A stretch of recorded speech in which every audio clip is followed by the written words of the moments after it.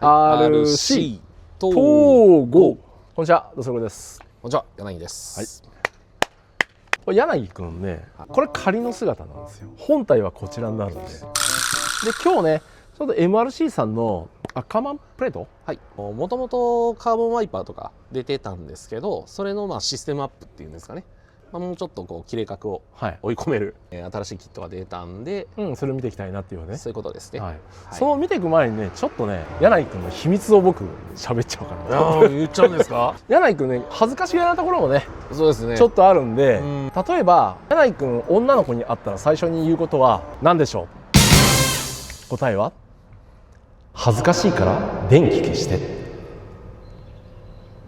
今体絞ってるんですよ、夏向けてもうちょっとふっくらしてる時は、ちょっと恥ずかしいから電気消してもいいかなみたいな。黙っちゃったけど大丈夫？いや、僕も絞んないといけないです。じゃあ一緒にやりますか。やりましょう。ダイエット企画やろう。じゃあね、 MRC さんの新しいカーマンをいじれる、ワイパーとプレートっていうかね、そのセットっていう形で、もうアッカーマン戦争ですよね。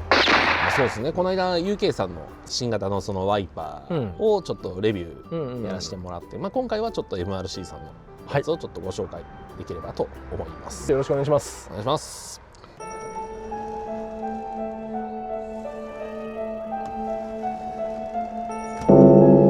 よろしくお願いします。よろしくお願いします。つけてるのがこちらのマシンかな。そうですね。これも TT02 のMRC コンバとプラスそのアッカーマンプレートを取り付けた状態の車両になりますね。こちらです。こちらなんですけれども、今Amazon でも販売が開始された状態になっているのかな。MRC さんから出ているアッカーマンプレートの本体を取り付けた状態になります。このワイパーとこのプレートとこのワイパーをつなげるためのパーツ。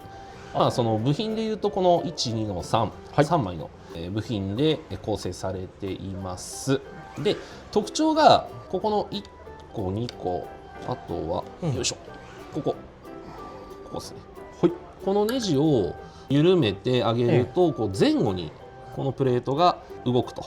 それが動くってことはワイパー自体が前後に動くってことかな。そうですね。ワイパーのその取り付けの、要はここの突き出し量っていうのを好きな位置に変更して、アッカーマンを追い込んでもらえるっていう風になってます。今はこのプレートをつける状態で一番後ろに下げた状態からほんのちょっと前に出したぐらいのところで自分は今使ってるんですけれども、それをやるに伴ってちょっと加工する部分があるそうなんですね。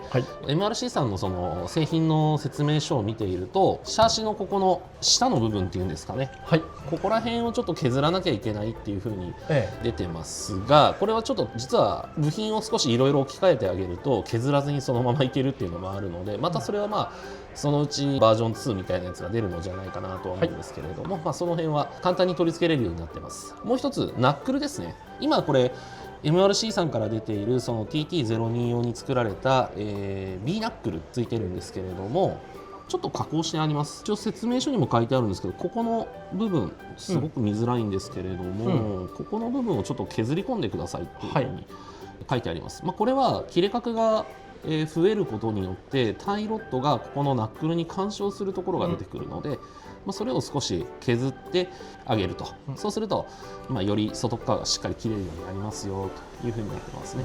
一応自分は今これウェーブ D さんのスリムタイロッドを使用してます。そうするともう一段階追い込めるかなと思ったんで、それを使わせてもらっています。切れ角自体は、これが今ニュートラルの状態で、前このプレートを使う前とかは結構開いてた状態だったんですね。ですけど今見てみるとニュートラルまっすぐの状態からやや開いたぐらいのところまで閉じることができた。でそうするとやっぱり開いてるよりは閉じてた方が、直進の車速っていうのは伸びるのかな、抵抗がなくなるっていう、抵抗が減るので、直進のスピードも伸びますよ。